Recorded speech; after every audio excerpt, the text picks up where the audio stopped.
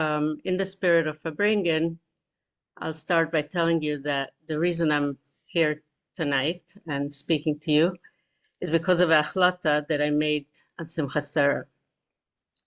Simchas Torah, in our Chabad house, we have this tradition of making achlatas, which is, everyone makes achlatas in Simchas Torah, but we actually share them at the Kiddush, and not everybody has to share their achlata, but we encourage people to share it. And this Simchas Torah, of course, was a very different Simchas Torah. And as I was sitting there trying to choose achlata, it dawned on me that it needed to be something very, very different than I had ever done before. And the achlata that came to me at that moment was that I would use this year to go out of my comfort zone, to do those things that I always ran away from or avoided because they were not comfortable and they were not easy for me. They were not maybe my strengths. So that was the achlata I made on Simchas Torah, and definitely being here tonight and speaking to all of you is one of those moments when I'm trying to, do something extra beyond, what I would usually do, hopefully as a schus for, all of the things that we're davening for only open miracles everywhere, and especially in Eretz Israel. So that was my little introduction. Now, I'll start with a story. I think the goal of our Farbrengen is to figure out how to bring the Torah, how to bring the Kinderlach to the Torah and the Torah to the Kinderlach. How do we make it part of them? How do we get them excited about it? And make them love Torah? And many years ago, not so many, about 10 years ago, our school went through becoming accredited. If any of you have been through it, it's a pretty involved process, and it took us about 2 years, and it was many, many hundreds of hours of all of us as a team working on bringing our school up to the standards of the accreditation body. For those who are not familiar, there are hundreds of standards, and the goal and purpose of becoming accredited is to bring the preschool or the school to a higher level of education. And there are many, many different areas in which this is done. And a lot of work goes into it, both in changing the environment to meet those standards and creating portfolios, and just a lot of learning and work and changes in the way we do things. And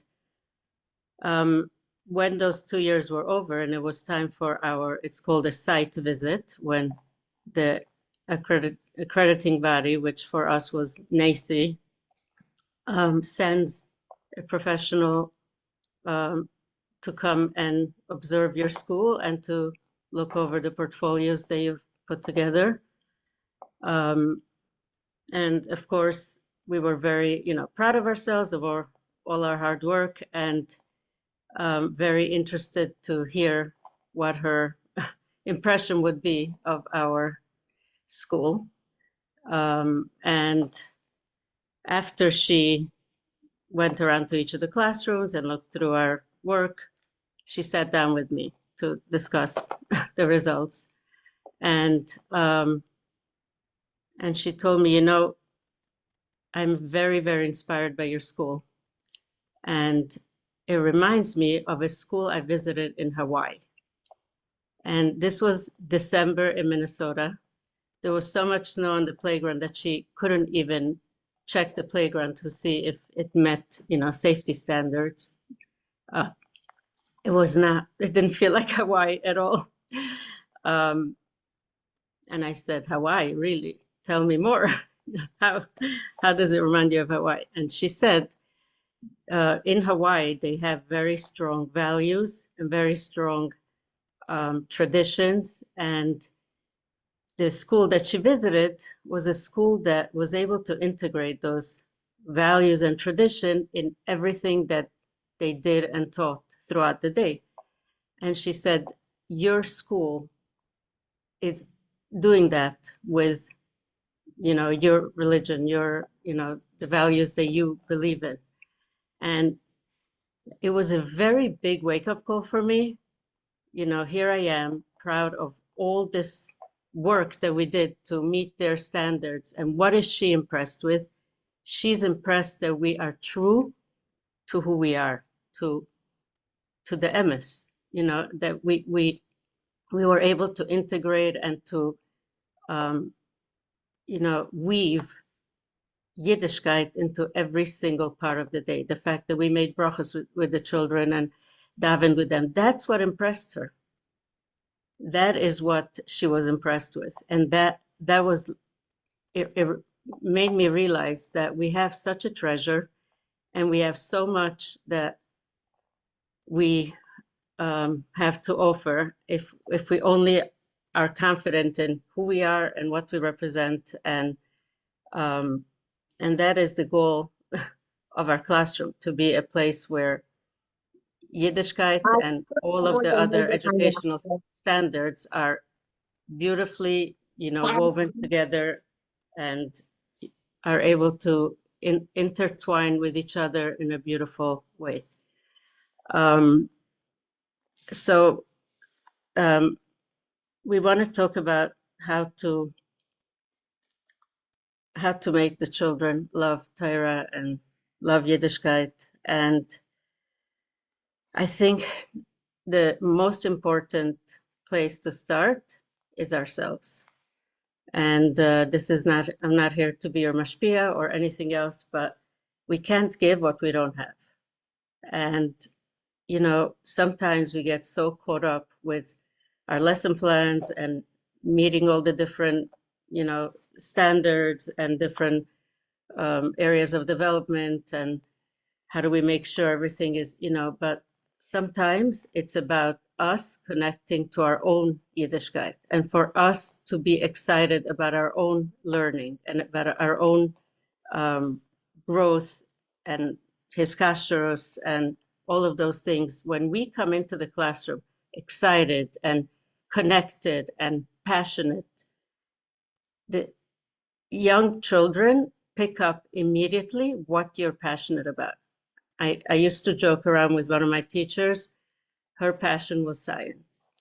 Science always happened in her classroom. No matter what else was happening, science happened. For me, getting science into the classroom was a struggle.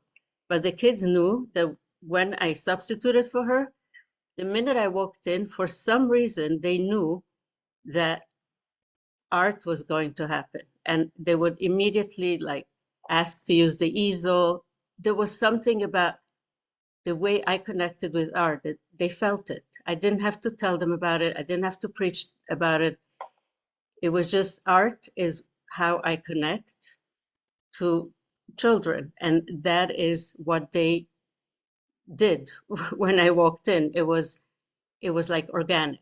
And that is how Yiddishkeit should feel. When we have excitement, when we have passion, when we come in, just it's who we are, and the kids feel it immediately. And the younger they are, the more they feel it, and they need, less explaining and more just, role modeling. Creating an environment in the classroom where a child feels safe. And when I say safe, I don't mean safe in a physical way. That, of course, goes without saying. But creating a classroom where emotionally the children feel safe. And when an adult or a child feels safe, the learning is, the sky's the limit. That they're able to do things that they never believed they could do. Making them believe in themselves and making them comfortable and happy. Before Hannah asked, what is your goal as a teacher? For me, my goal was always, how can I make my classroom a happy place? How can I make sure that my classroom is always a happy place? We all have those days when we walk in and we don't really feel like being happy. It doesn't matter. The classroom needs to be this little bubble, cocoon of happiness. When you walk in, you leave everything behind you, and the children know that this is a safe place where we're happy. And happy doesn't mean that we're dancing all day, but happy means that we're just happy to see them, happy to be there. And especially, we all have students that, have a harder time to, how do we say this in a nice way? It doesn't come naturally to love them, whether it's that they have a difficult character or, they're not always so clean or whatever it is. Those are the students that more than any other student need to feel our true love. And how do we do that? How do we do that if we don't feel it? And one of the things that we always did in our classroom was greeting every single child one-on-one as they walked in. And it didn't matter if they came early or late, and it didn't matter if we were in the middle of something. That child deserves to be not only acknowledged and not only welcomed, but to be made to feel that we are so happy that they're here. And going down to their level and looking in their eyes and truly expressing our excitement in seeing them. And for some kids, that's enough. And for other kids, they need a hug. And sometimes those hugs turn into being held for a few minutes. For some kids, when they had a stressful morning, that is their way of feeling like they belong, like we want them there. And we're happy that they're here. And this is a place where they could feel safe. Also, reaching each child in the way that they connect. Probably most of you are familiar with the multiple intelligences, where each child has different ways to learn. Some kids learn through music, some kids learn through art, some kids learn through words, and there are many different ways that kids can learn. But using that as a tool to help the child manage their feelings. So what do I mean by that? An example, there was a little girl in my class many years ago. I knew that her mornings were usually stressful. It was just, that's the way it was. And she would come in and she needed time to unwind. And this little girl loved art. It didn't matter if it was just a piece of paper with crayons or something more involved, but those few minutes, right when she came in, that she was able to do art, you could see how after she did that little bit of art, she was ready to join the class. And for each child, it could be something different. For some children who have sensory needs, sometimes it's just as simple as allowing them to chew gum for a few minutes. I know that sounds crazy, but it works like magic for some children. And and then we worry, oh, what if, the other kids also will want the gum? How do I only give it to one child? Children are very smart and very intuitive. And it's very simple. You just keep it simple. I used to just say, everyone gets what they need. And there wasn't even any like need or discussion. The other children understood. They understood that for this child, this is what this child needs now, and even if it's not the same for everyone.